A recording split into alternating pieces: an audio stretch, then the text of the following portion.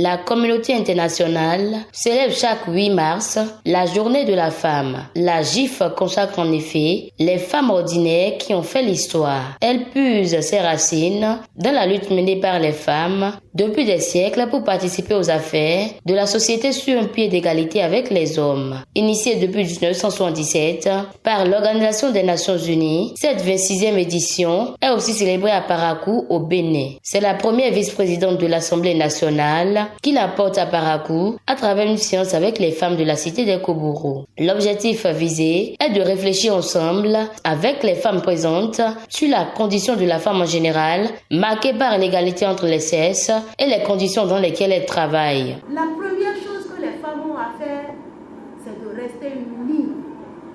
C'est de rester unies. Nos divisions, nos différences, nos crises et nos conflits internes ne nous facilitent pas la tâche.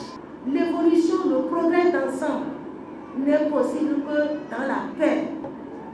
S'il n'y a pas de paix, si une société en arrive à perdre ce bien précieux, tout est perdu. Aucun monde n'est d'abord possible sans la paix. À plus forte raison, le monde égalitaire. Aucun futur n'est possible sans la paix, à plus forte raison, un futur égalitaire. Toutes nos ambitions, toutes nos aspirations, tous nos projets ont pour condition sine qua non de réalisation la paix et la paix. Le thème de cette année célèbre les incroyables efforts déployés par les femmes pour façonner l'avenir et plaide pour plus d'égalité entre hommes et femmes dans le contexte de la pandémie du coronavirus.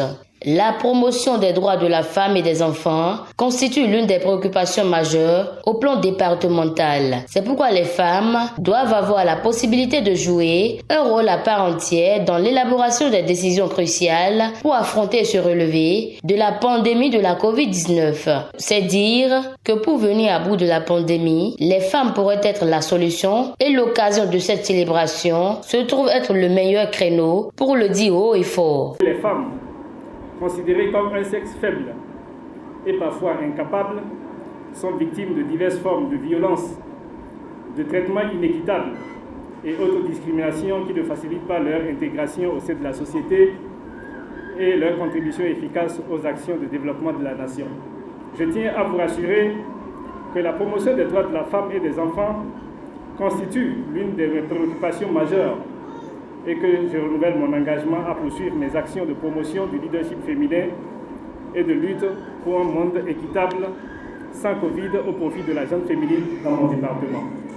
Rendez-vous en 2022 pour la 27e édition.